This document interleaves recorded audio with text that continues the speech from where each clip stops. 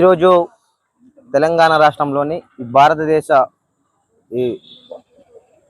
భారతదేశంలోని ఈ తెలంగాణ రాష్ట్రంలో ఏకైక ఆదివాసుల అమరులైనటువంటి ఈ ఇంద్రవెల్లి గడ్డ పైన ఈరోజు గతంలో 1981 నుంచి కొనసాగుతూ వస్తున్న ఈరోజు 20 తేదీ నాడు ఈరోజు ఇంద్రవెల్లి గడ్డలో ఈరోజు ఘన నివాళులర్పించడానికి ఆదివాసీ సంఘాల నాయకులు మరియు ప్రజలు వచ్చి ఈరోజు ఎవరైతే అమరులైనరో ఆ రోజు వాళ్ళకి ఘన నివాళులు అర్పించడం జరిగింది. అదే కాకుండా తప్పకుండా తెలంగాణ రాష్ట్ర ప్రభుత్వం కూడా ఎవరైతే అమరులై ఉన్నారో ఇంకా కొన్ని పేర్లు కూడా దాంట్లో లిస్టులు లేవు కాబట్టి దాన్ని కూడా తప్పకుండా మీరు ఆ పేర్లోని అక్కడ ఎక్కించి వాళ్ళకి తప్పకుండా ఏదైతే ప్రభుత్వం వచ్చే ఏమైతే ఫలాలు ఉన్నాయో వాటికి తప్పకుండా మీ ద్వారా మీరు అందించాలని మేము ఆదివాసీ హక్కుల పోరాట సమితి తుడుముదెబ్బ జిల్లా కమిటీ తరఫున మేము డిమాండ్ చేస్తున్నాం. అదే విధంగా ఎవరైతే గత సంవత్సరంలో అధికారికంగా వాళ్ళకు సబ్సిడీ ద్వారా లోన్స్ ట్రాక్టర్స్ లోన్స్ ఇచ్చారు.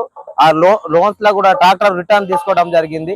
ఎవరైతే అది లోన్స్ ద్వారా ఇచ్చినటువంటి ఎవరైతే సబ్సిడీ వాళ్ళు ట్రాక్టర్స్ వాళ్ళు ఉన్నారో వాళ్ళకి కూడా మేము ఎక్కడే కోరుకుంటున్నాం.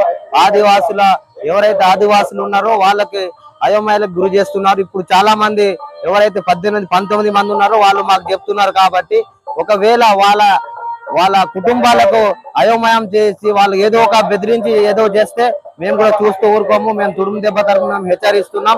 ఎందుకంటే ఆదివాసులు ఆ రోజు భూమి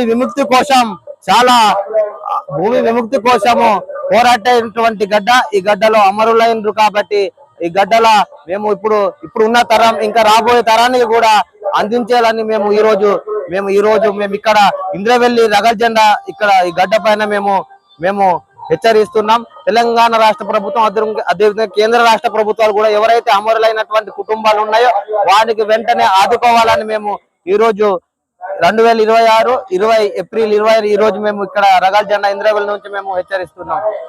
ఏదైతే 1981 ఏప్రిల్ 20న ఇంద్రవెల్లిలో భూమి విముక్తి కోసము జరిగినటువంటి పోరాటంలో ఎందరో మహనీయులు అమరులయ్యారు.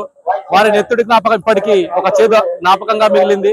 మరి దానికి ఫలితంగా 40 సంవత్సరాల తర్వాత మరి కాంగ్రెస్ ప్రభుత్వము వారికి ఎంతో కొంత వారి కుటుంబాలకు ఎంతో కొంత సహకారం చేయడానికి ట్రైకర్స్ లోన్స్ ఇవ్వడం జరిగింది. చాలా సంతోషం, వారికి ధన్యవాదాలు తెలుపుతున్నాము. అయినప్పటికీ వారి యొక్క ఆశయం ఏదైతే ఉందో భూమి విముక్తి అనేది ఇప్పటికీ నెరవేరలేదు.